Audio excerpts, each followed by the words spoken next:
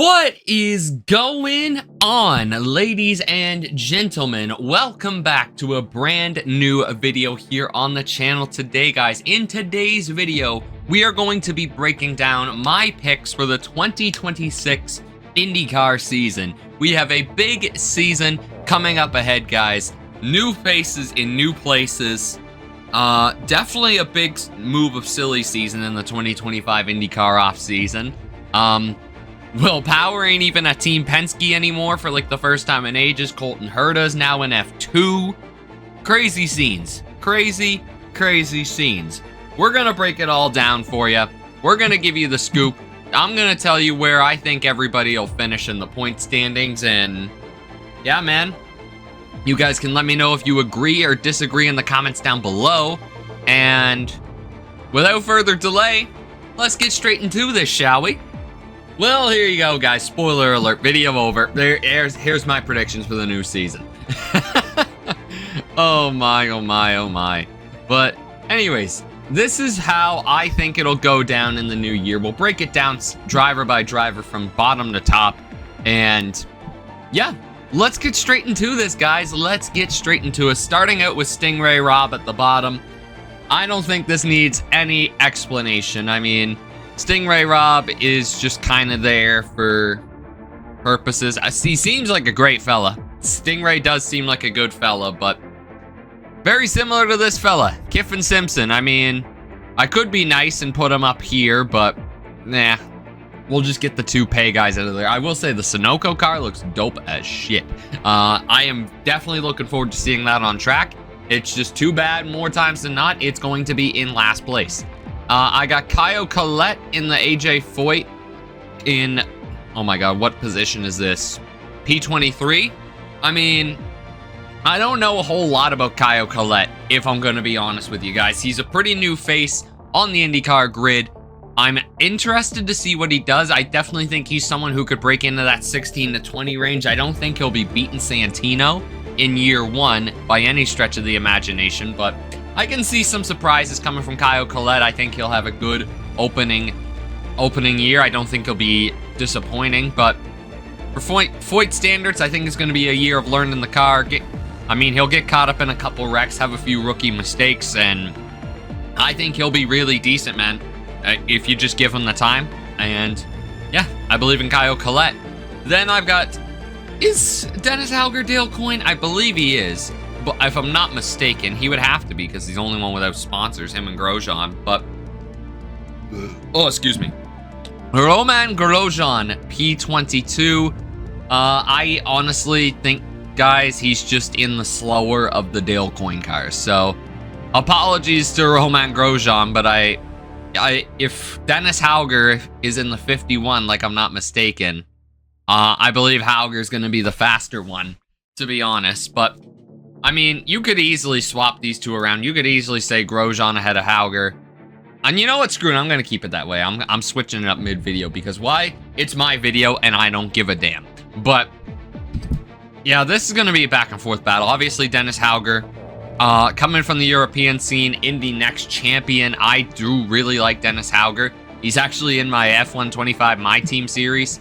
So go watch that if you're looking for something to do with your time. I definitely like a little bit of Dennis Hauger. Too bad he's just stuck on Alpine in that series. Well, Renault, considering I have mods, but it's going to be tight between him and Grosjean the whole season. I'm looking forward to seeing what Hauger learns in his early season of his rookie season of IndyCar, but hey, only time will tell. I got the other Juncos car from Stingray's team up in 20th, and that is Rinus VeeKay. I think Rinus VeeKay will be really decent in this ride. I mean, honestly, you could say he's a little bit more consistent than Connor Daly. Because, I mean, if you look at it at face value, Rinus VeeKay's replacing Connor Daly. It's just the reality of the situation. I wish Connor Daly wasn't replaced. I love Connor Daly to death. He's one of the main reasons I'm as big of an IndyCar fan as I am. But that's just how life goes, unfortunately. So, yeah. If you're going to replace Connor Daly, I definitely recommend a driver like Rinus VeeKay. Rinus VeeKay's solid basically everywhere. I mean, he's going to have to get used to ovals a little better. But even still, man, I think Renus is a great driver, and I think he'll do good things in that seat. Alex Rossi, P19. I just didn't see anything impressive at all from Alex Rossi last season. Nothing comes to mind as like, oh, Alex Rossi did this, this, and this with Ed Carpenter last year. It was just kind of really there. Just kind of there for Alex Rossi. So definitely going to want a season of improvement, in my opinion. But I'm going to put Alex Rossi behind, yeah, honestly, a long way behind Rasmussen. We'll talk about Christian Rasmussen later. Louis Foster, P18. I mean, you could easily do this. You could easily swap Foster and Mick Schumacher, but I want to see Mick do well, man. And I think he's going to learn the car well as the season goes on for the Rahal Letterman Lanigan Racing team. But Louis Foster, P18. I mean, I think, honestly, it's tough, him or Siegel. Siegel's in the faster car, so I'll give Siegel the nudge. But, yeah, I just know. I don't know. Just too many ovals for me for Louis Foster. Somebody's blowing up my phone. I hear my damn thing vibrating. But, yeah, pretty crazy. Yeah. Louis Foster, I mean, I still got him wrecking David Malukas at Nashville in my mind. Was it Malukas? I think it was. I can't remember fully, but it's been so long since I watched an IndyCar race, man. Like, what, 1st of September was the last race at Nashville Super Speedway? My God, man. But, yeah, Louis Foster definitely showed some skill on the road courses, but the ovals are going to need some work. And I think he can make that improvements, but only time will tell. Nolan Siegel, still young. I think the dude's even younger than me, for Christ's sake, which is kind of sad to think about. But I think Nolan Siegel will have a decent year. Just needs to keep making improvements, man. Just need to keep making improvements. I see how do I say this? Right spots of talent on the ovals, but yeah, he's just not the finished product yet. And I kind of wish he had some more time in Indy next before jumping up to the big leagues. But yeah, it'll take some work for Siegel. And for Mick Schumacher, oh man, I want Mick to succeed so bad. I would love Mick to be a IndyCar contender and champion, maybe even contend with the likes of Palou and all of them. I really would love to see Mick Schumacher succeed in IndyCar, but yeah, it's going to be a tough task for him. I think you're going to see a lot of rookie struggles from Schumacher early in the year, but I think towards the end of the season, I think, let's say, the Washington, D.C. race, the Road Americas, Laguna Seca, I really think you're going to see the best of Mick Schumacher. The ovals, I don't know what to make of them for Mick Schumacher yet. He's not going to be good. Let's be real, especially compared to some of these guys. Like, Mick Schumacher's not going to go toe-to-toe with Santino Ferrucci on ovals. Let's just be real here at the end of the day. But at the end of the day, if Mick can get some good, solid results of the road courses and pull, how do I say this? Improve on the ovals, I think he'll be fine. Similar situation for Graham Rahal. Look for him to take the Sanzio Grand Prix or contend in it for no reason, because it seems like that's the only track where Graham Rahal can contend. He'll be consistent enough to be the best Rahal car, but I don't know, man. I'm not too big of a believer in Graham Rahal myself. Santino, I did put him a decent ways ahead of Kyle Collette. I just don't expect a whole lot from the Foyt team this year. Hopefully Santino can make less aggressive mistakes. I mean, Connor Daly's not out there with him to beef with anymore, so we'll see how that goes. But yeah, Santino's a driver who's got a lot of talent, a New England native, so he's got a special place in my heart. Yeah, hopefully he does well, and hopefully he keeps it clean.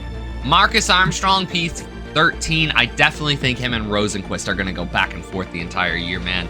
I am really excited to see how those two race the entire year, because honestly, Meyer-Shank has one of the best driver pairings on the grid.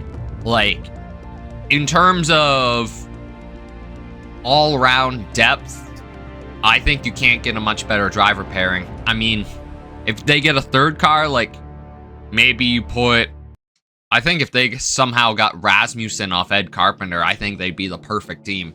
I really do. Just give them a few faster cars, but I don't think you can get much better of a driver lineup than what Meyer Shank has, especially for the state of the team. I think these two are going to be fun to watch the entire season. So look out for them. Marcus Armstrong's doing better and more than just the road and street courses now. So yeah, look out for those guys. I think they're going to be fun to watch. Yeah, Rosenquist P12. I mean, I don't think Rosenquist will be far ahead of it. What's his name? Armstrong. But it's going to be an interesting season for Rosenquist. I'll say that. Marcus Ericsson, honestly, P11 would be a disappointment for Marcus Ericsson, especially considering where I have his teammates. But yeah, it's going to be a redemption year for Marcus Ericsson. Just try and rebound as best you can off a disappointing 2025. Yeah, man, it's a year of redemption for Marcus Ericsson, and if he's that far off his teammates, then some serious questions are going to be asked of Marcus Ericsson, I'll say that much. David Malukas, the Penske number 12, the new Penske number 12. I've got P10 in the standings. You're going to notice that I've got all three Team Penske cars in the 6 to 10 range. That's because I just can't trust their speed anymore. I expected them to be so great last year, and they just had everything go wrong with them, and they just were never truly as fast as Ganassi, McLaren, Andretti. Like, I just can't trust them. I just can't. I think they'll get an oval win with Newgarden. They'll probably get an oval win with Malukas. McLaughlin will hopefully get back to winning form. But yeah, I don't know. I think David Malukas will win Phoenix. That's honestly my pick. I think David Malukas is going to win Phoenix. Newgarden will win Nashville. He's just a certified dog there. But to get back to David Malukas, he's probably going to be last place in the standings of the Team Penske cars. Let's be real here. He's probably not going to beat Newgarden and McLaughlin on year one. Anything above that, like if he finishes ahead of even one of these two, that's a big year for David Malukas, in my opinion. I think David Malukas is a phenomenal pick to replace Will Power, if you're gonna replace Will Power, but it's a lot of pressure on Dave's shoulders, and I think he can deal with that well. So P10 for Malukas in season 1 of the 12, not too shabby in my opinion. Christian Rasmussen, dude, I think we're gonna see a really fun year out of Christian Rasmussen. I really do.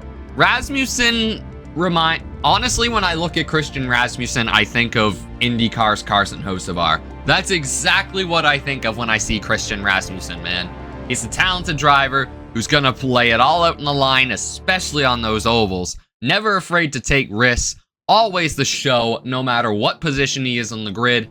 And yeah, look out for Christian Rasmussen, man. I think he's going to have a really, really fun 2026 season. I mean, we already talked about Newgarden and McLaughlin a bit, but I think Penske's luck will turn a bit in their favor, but like, dude, Joseph Newgarden was almost behind Connor Daly for majority of the season last year. Like, you just can't be having that if you're a Team Penske car. You just can't. So, their luck's going to turn around. I think they'll get back into the top 10 in points, but I think anything more than that would be a huge success for Team Penske, especially considering how bad last year was. I mean, the Tim Cindric situation probably had a lot to play in it, but who knows, man? The Penske way may return to IndyCar. Who knows? Yeah, I hope Scotty Mack gets back to form, man. You can't not love Scotty Mack. Scotty Mack is just that fella. Scotty Mack is that dog. I'll tell you guys this: if Colton Herta and Connor Daly ain't on the grid, I'm gonna be rooting for Scott McLaughlin. I love that guy. But Christian Lundgaard, P6. I am such a big believer in Christian Lundgaard, man. He is talented from top to bottom. He's the only IndyCar driver I've ever seen win in person at Toronto in 2023.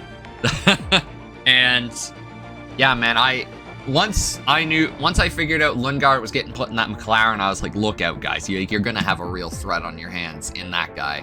He's definitely going to be competitive. The only reason I have him 6 is because I'm not as hyped on him for the ovals, but I definitely see him as a threat to Alex Palou at tracks like, let's say, Barber, or yeah, he could even win Arlington, to be honest. I think Lundgaard's a really good dark horse pick for Arlington. let's see. I'm trying to think of all the tracks. Portland, I think Lundgaard will be good at. Laguna Seca, Indy Road, like all the road courses, you got to look out for Lundgaard, man. And for street courses, you got the King of Long Beach, Kyle Kirkwood. Could he win Arlington? Could he win Washington? Could he win friggin'... Where the hell else do we race in the streets? Not Nashville anymore. Oh my god, like... Kyle Kirkwood can basically win any street race. He could easily win Long Beach again. Like, he's just that good. And... Kyle Kirkwood fell off at the end of the year. It was after that, after he won Detroit and Gateway back in June. Kyle Kirkwood was up here and just slowly went, crashed back to earth. The whole first half of the IndyCar season was basically just, well, Alex Palou won 2/3, and then Kyle Kirkwood won the other third of the races. But yeah, I think it's going to be another big year for Kyle Kirkwood. I can definitely see him winning 2 or 3 races, to say the least. I think Scott Dixon will have a bit of a bounce back year in 2026. I'm excited to see what the PNC Bank Honda can provide the New Zealander. He is New Zealand, right? I'm not being stupid, but a 6-time champion definitely has his record on the line. And watching Alex Palou win so much, I think Scott Dixon is going to have a bit of a chip on his shoulder to try and keep his throne. And I mean, he ain't getting any younger, so I can't really put him much higher. But I still think those Ganassi cars are going to be fast as hell, besides this fella. But, yeah, I like Scott Dixon's chances heading into 2026. I got Pato O'Ward P3. He's going to be good everywhere, man. Pato O'Ward is just good everywhere. If you can't put Alex Palou on your IndyCar team, I think the next best choice is Pato O'Ward. Brings the fans, brings the wins, good everywhere, consistent, clean, never afraid to make a daring move. You can't not love Pato O'Ward at the end of the day. You can't not love Pato O'Ward.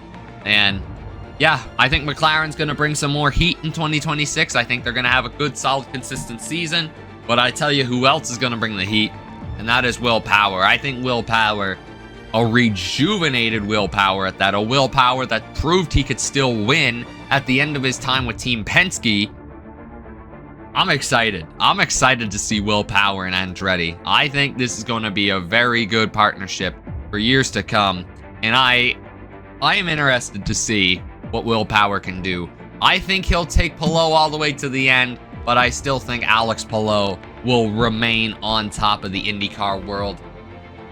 He's just too good, man. He's just plain and simply too good. And I mean, what would this be? Championship number 5 for Alex Palou. He's won all but one since 2021, if I'm not mistaken, because Will Power won it in 2022. Alex Palou is just that guy, man. Alex Palou is that freaking guy. I am super excited to watch Palou. Every time he races, he may blow away the field, but it's like Max Verstappen in F1, right? It's like, you just gotta take a look back and just appreciate the greatness. We got one of the best in the sport to ever do it, dominating week in, week out, and you just gotta appreciate the greatness at the end of the day. I definitely think it'll be tight between him and Will Power, and maybe Pato O'Ward sneaks his way into the title picture, but I think this year's title is going to come down to Alex Palou and Will Power, but you can't not deny Alex Palou, in my opinion. Well, guys, that is going to do it for my 2026 IndyCar picks. Let me know what you think in the comments down below, guys. Do you agree? Do you disagree? Who do you think will take the 2026 IndyCar crown? I mean, most of you will say Alex Palou. But if it isn't Alex Palou, who do you got finishing second? I guess. Oh my, oh my. But anyways, guys, hope you enjoyed today's video. You know what to do. Smash that like button, drop a comment, subscribe, and share. With those notifications turned on to miss future upload here on the channel. Don't forget to join the Patreon and the Twitch. Follow the podcast Touchdowns with Tri Loomis, new episodes every single Thursday. Links are in the description down below, guys. Follow all my social medias. They are down in the description as well. And join our GridRival leagues, by the way. Almost forgot.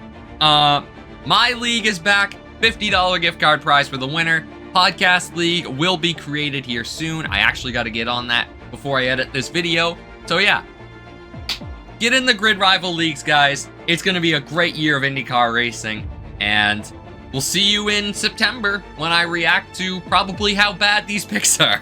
But until next time, guys, take care and peace.